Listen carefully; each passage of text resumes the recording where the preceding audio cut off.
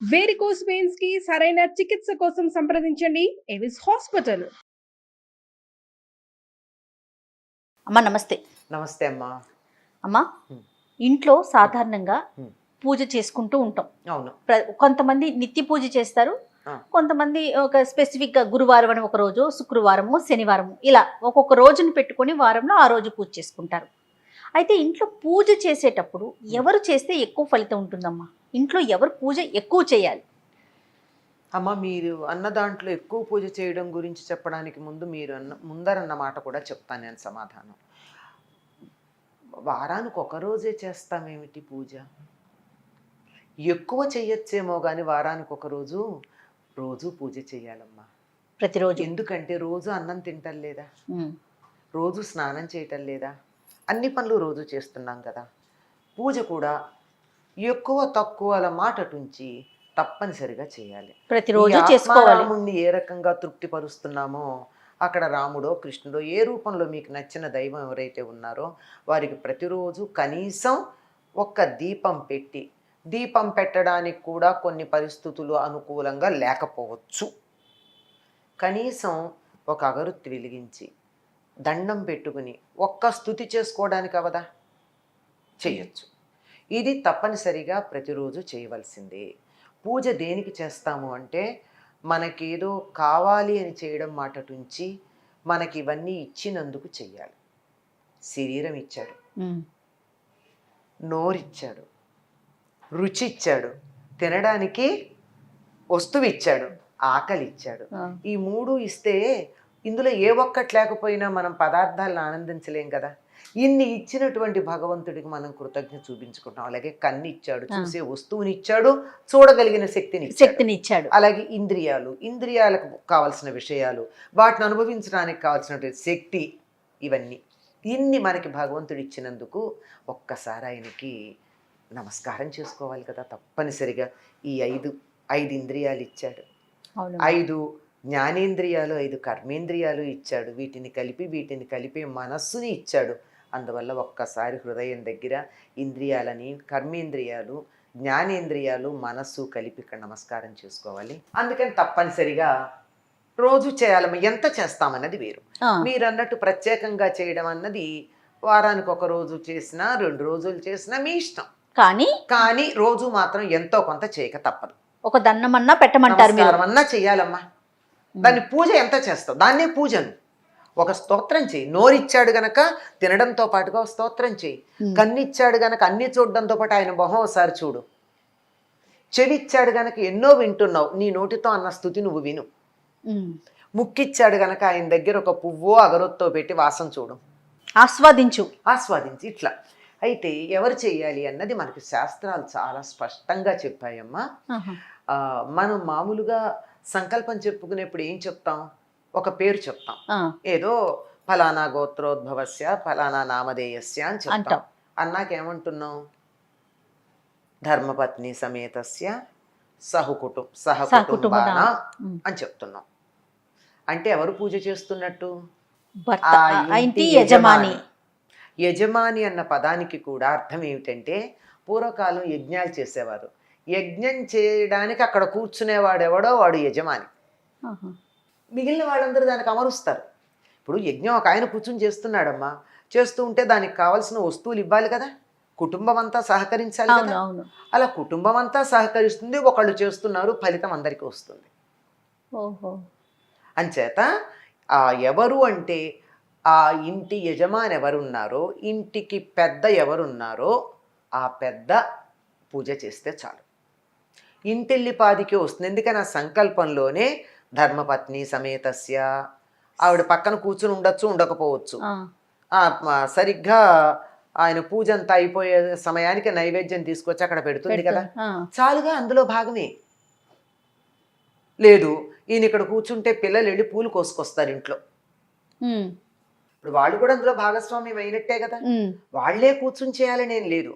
నిజానికి ఒక ఇంట్లో ఒక దేవుడి మందిరం ఒక్క పొయ్యే ఉండాలి అని చెప్పారు. ఒక పొయ్యి అంటే ఎన్ని స్టవ్లు ఎన్ని బర్నర్లు కాదు లెక్క, ఒక వంటిల్లు అని అర్థం. అదే అదే ఇది లేక అయ్యో మా దీని మీద ఇంట్లో ఒక వివరణ మనం చేసామమ్మ చేసాం. గతంలో. అది 3 పొయ్యిలు ఉండొచ్చా, 3 స్టవ్లు ఉండొచ్చా, ఉమ్. 4 స్టవ్లు ఉండొచ్చా, ఇట్లాంటి లెక్క. అది కాదు లెక్క. ఒక పొయ్యి అంటే అర్థం ఏంటంటే ఒక వంట ఒక వంటిల్లు, వంట చేసేది అది. ఎవరి వంట వాళ్ళు చేసుకుంటాను, నా వంట నేను, నీ వంట నువ్వు అనుకుంటే అది ఇల్లు కాదు. అసలు సత్రంలో కూడా ఎవరి వంట వాళ్ళకు ఉండదు కదా, ఒకటే అందరికి వంట కలిపే ఉంటుంది. చేస్తారు. చేస్తారు కనుక. అలాగే దేవుడి మందిరం ఒకటే ఉంటుంది, పూజ ఒకటే ఉంటుంది. ఎవరు చేస్తారు, ఎవరు చేయాలి అంటే ఇంట్లో ప్రధానం ఎవరో వారు ఆయన చేయాలి. ఎవరు అసే యజమానస్య అని చెప్పే కదా చెప్తున్నారు. ఆ ఇంటి యజమాని ఎవరున్నారో, ఇంటి పెద్ద ఎవరున్నారో ఆయన చెయ్యాలి పూజ. మిగిలిన వాళ్ళందరూ ఆయనకు సహకరిస్తే చాలు, అందరికీ సమానంగా ఫలితం వస్తుంది. నేను పూజ చేయలేదు నాకు వస్తుందా అని అనుకోనక్కర్లా. ఆ ఇంట్లో పాకుతూ ఉండే పసిపిల్లాడు ఉంటాడే మనవడు, వాడికి కూడా అంత ఫలితం వస్తుంది అతను చేస్తే. అతను చేస్తే. సహకుటుంబస్య అన్నాడుగా, అవును. అంచేత ఆయన చెయ్యాలి. మరి వెంటనే ప్రశ్నలు 100 పుట్టుకొస్తాయి. ఆయన చేయకపోతే, కుదరకపోతే ఉంటాయి కదా ప్రశ్నలు ఎప్పుడు. ఒకవేళ ఆయన చెయ్యడానికి వీల్లేని పరిస్థితి అయినప్పుడు ఇంట్లో ఎవరైనా చెయ్యొచ్చు, అయినా ఒకళ్ళే చేయాలి, ఎవరో ఒకళ్ళు. మరి మిగిలిన వాళ్ళ మా సంగతి ఏంటండి, మాకు పుణ్యం అక్కర్లేదా? ఆయన చేస్తే వస్తోంది కదా, నువ్వు అడ్డం పడకుండా ఉంటే చాలు. ఒకటి. రెండోది, నీకు కూడా స్తోత్రాలు అవి చదువుకోవాలి. రేపు పొద్దున నువ్వు పూజ చేయాల్సిన పరిస్థితి వస్తే నీకు పూజా విధానం తెలియాలి కదా. పూజలో స్తోత్రాలు రావాలి. నువ్వు స్తోత్రాలు చదువుకు ఎవరు వద్దన్నారు? మళ్ళీ ప్రత్యేకంగా ఆ దీపం వేరు, నేను మళ్ళీ దీపం పెట్టుకుంటాను, మళ్ళీ ఇంకోటి పెడతాను, ఇంకోటి నైవేద్యం పెడతానని ఇంకేమొద్దు. అక్కడే ఉన్నటువంటి దీపం దగ్గర నమస్కారం చేసుకో. అదేమన్నా కొండెక్కుతోందేమో అని అనుమానం వస్తే కొంచెం నూనె వేయి, అందులో వేసి ఇంకో అగరొత్తి వెలిగించు, నమస్కారం చేసుకో. నువ్వు చదువుకోవాల్సిన స్తోత్రాలన్నీ చదువు, చేసుకోవాల్సిన జపాలన్నీ చేసుకో. షోడశోపచార పూజ మాత్రం చేయాల్సిన అవసరం లేదు. షోడశోపచారం కాకపోతే పంచోపచారం తప్పకుండా చేయాలమ్మా. ఎందుకంటే 5 ఉపచారాలు చెప్తారు. ఆ మంత్రాలు అక్కర్లా. నేను చెప్పేది ఏమిటంటే, పంచభూతాలు ఉన్నాయి కదా, ఈ పంచభూతాలకి సంబంధించిన పంచ తన్మాత్రలు, పంచ జ్ఞానేంద్రియాలు ఉన్నాయి కదా, ఇవి మనకి ఇచ్చాడని వాటికి సంబంధించి ఇందాక చెప్పా కదా, వాసన కోసం పువ్వో అగరవత్తో, కన్ను ఇచ్చాడు గనక దీపం, నోరిచ్చాడు గనక స్తుతి, అలాగే తర్వాత నైవేద్యం కూడా అందులోకి వస్తుంది. నోటితోనే కదా తింటాము. అంచేత వాక్ ఇచ్చాడు గనక చదవడం, వినడం, ఇవి. అందుకని ధూపం, దీపం, నైవేద్యం, గంధం, భూమి గంధతత్వం, లం పృథ్వీతత్వాత్మికాయే నమః గంధం పరికల్పయామి అని చెప్తాం. పృథ్వీకి గంధం వాసన గనక కాస్త గంధం, ఇలాంటివన్నీ సమర్పించుకుని మనకు ఓపాన శక్తి. ఇవి ఒక్కళ్ళే చేస్తే మనం కావాలంటే ఒక పువ్వు పెట్టచ్చు, ఒక అక్షత వేయచ్చు, స్తుతులు చెయ్యొచ్చు, స్తోత్రాలు చదవచ్చు, జపాలు చెయ్యొచ్చు. ఎంతమంది ఎన్ని చేసినా మంచిదే. మొత్తం అందరికీ వస్తున్నప్పుడు అది కూడా. ఇప్పుడు ఇంట్లో యజమాని చేసేసాడు, మీరెళ్ళి చేశారు, నేను వెళ్ళి చేశాను, ఇంకోళ్ళు వెళ్ళి చేశారు. ఎక్కడ చేశారు? యజమాని సంకల్పం చెప్పిన చోటే కదా వీళ్ళందరూ చేసింది. మొత్తం అంతా కలిసి కుటుంబానికి అంతా మేలు కలుగుతుంది. ఎందుకంటే కుటుంబానికి మేలు కలిగించిన పుణ్యం మాత్రం వీళ్ళకి వస్తుంది. అంచేత ఇంటి యజమాని చెయ్యాలి, ఒక్కళ్ళే చెయ్యాలి. కానప్పుడు ఇంకో ఎవరో ఒకళ్ళు వాళ్ళ పేరుతే చేస్తారు. ఎవరు చేసినా ఆ పేరుతోనే. ఇప్పుడు ఆవిడ చేసింది ఆయనకు వీలు కాలేదు, ఊరెళ్ళారు, పూజమానం కదా, అలా యజమానస్య ధర్మపత్ని అనే చెప్పుకుని చేస్తుంది ఈవిడ, అంతే కదా. అలా వాళ్ళు, లేకపోతే పిల్లలు చేస్తే వాళ్ళ పేరు చెప్పుకుని, అట్లా చేసిన ఒక్కళ్ళది పేరే జరగాలి. ఇంటి యజమాని పేరు మెయిన్ స్విచ్ లాంటిది అనమాట.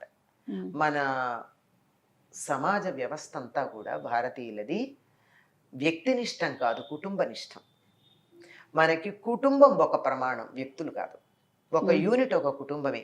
నిజానికి మనకి స్వతంత్రం వచ్చేటటువంటి సమయంలో ఆలోచన చేశారు, ఓటు కుటుంబానికి ఒకటి ఇద్దామా, వ్యక్తులకు కాకుండా అనే ఆలోచన కూడా జరిగింది. మనంతా మనకి ఫ్యామిలీ యూనిటీ అన్న దాని మీద ఒకప్పుడు అంతటి పట్టు ఉండేది. అది నెగ్గలేదు అనుకోండి, అసలు ఎవరు అంగీకరించలేదు, వేరే మాట.